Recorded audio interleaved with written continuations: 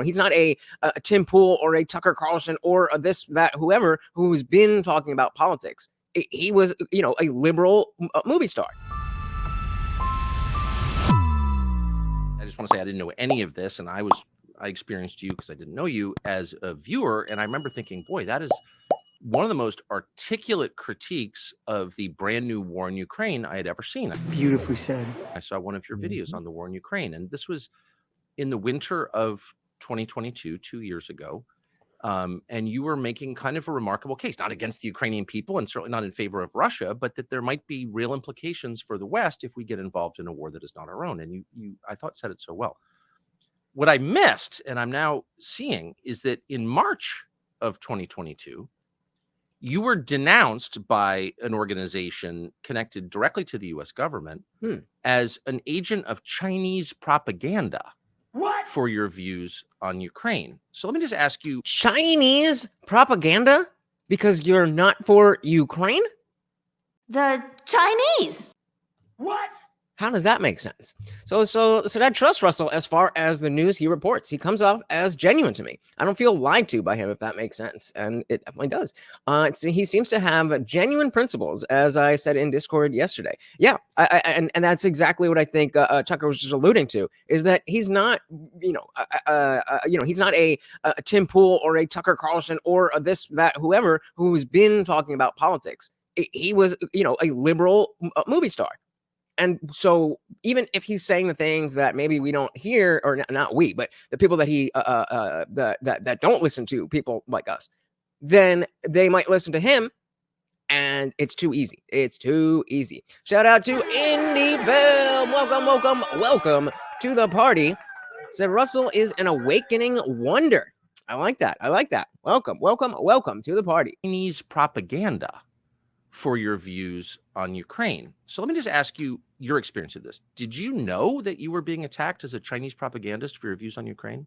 I actually didn't, and still at this point struggle to understand, see entirely what the connections are between those two issues. And yeah, okay, at least it's not just me. I was like, the math ain't math in there. How I would develop and cultivate a strong affinity with China. I've never been to China. I don't purport to understand China. I certainly don't advocate for Chinese policy. I've just got a relatively superficial dilettante knowledge of geopolitical matters in the South Asian seas. It's not something that I would like tie my colours to the mast for, or be willing to be publicly shamed, attacked, and even jailed for. Real quick, did you guys see the video of coming out of the UK? I don't know exactly where the guy was playing the piano, and these Chinese people waving the communist flag were like, "You can't film because in China we can't be on video." And then, of course, by doing that, it blew up, and now they are definitely known in China, and not for the reasons they would want to know. Tucker's lap. Yep, Tucker's lap. Ask for, or be willing to be publicly shamed, attacked, and even jailed for.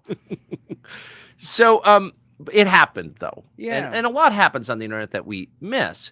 But these, in my reading of it, and we haven't, by the way, talked about this off air, but my reading of it is that these were the early seeds of a very deceptive plant that flowered more than a year later in September when you were accused of these crimes. That was the next thing I was going to say, is like a timeline, and when exactly did the explosion of all of this, because you're talking about planting the seeds, when did the flower go? So we're talking about September 2023. And demonetized and censored as a result of that. But looking back, so you were accused by a group called Coda Story. It published a story on its anti-disinformation newsletter. Now, Coda Story is anti-disestablishmentarianism, connected to the UK government, but it's also connected to the CIA. How does it make you feel to know that you were in the crosshairs of two of the most powerful governments in the world and their intel agencies?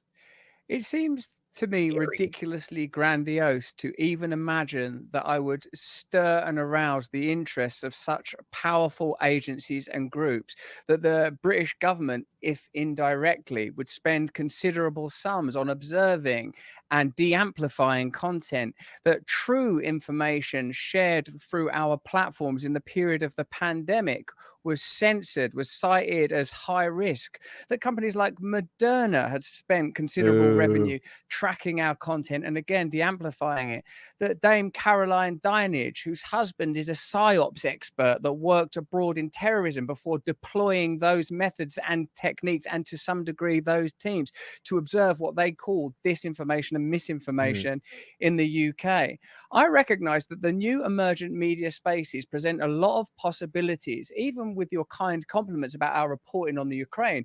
All we've essentially done is listen to brilliant academics talking about the history of NATO and the coup in 2014 in Ukraine, and Putin's explicit declaration that he would prefer, let's put it mildly, that Ukraine were not invited into NATO. Yeah, it's not like anybody was making things up. And even if you want to talk about, like, with COVID stuff and during when it was racist to talk about the lab leak theory, it's not even that. It's not even that. But apparently, he was reaching enough people and growing fast enough that they were just they couldn't take it. Some of the regional disputes, how they're escalating tensions. This is information that, because of independent media, is available, and perhaps the function that we, our media organization, have fulfilled is been to collate that information and convey it directly in an accessible manner to give people an alternative perspective to the homogenized mainstream opinion, which amounts to, I've learned over the last few years, the amplification and normalization of the agenda of the powerful, that no opinions can be allowed into that space. And everything that they do. And when we say they, we're not talking about, this isn't a Kanye moment, but the whoever in the specific context that we're talking about, whoever's in charge, whoever's moving the cultural waves, those people cannot be questioned. And that is a dogma that's bipartisan, goes across the board. And, but once we get past the dogma of do you believe in God or do you believe in a man can transform into a female, the dogma of these people having the right answers is another fundamental question that we need to address. Thanks so much for watching, guys. If you enjoyed that clip, check out the full live stream link in the bio and catch me live every Monday, Wednesday, Friday, 8 p.m. Eastern. See you there.